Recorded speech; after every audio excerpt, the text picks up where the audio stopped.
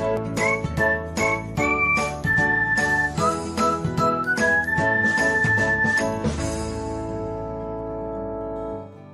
everyone, welcome back to another episode of Technologyglance.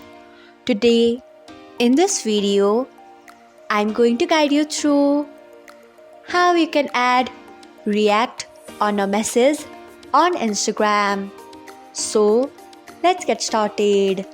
Firstly, open Instagram app in your device. Then tap on message icon. Next, find chat on which you want to react. Then find the message on which you want to react. Then long press on it. After that, you can see the option of react.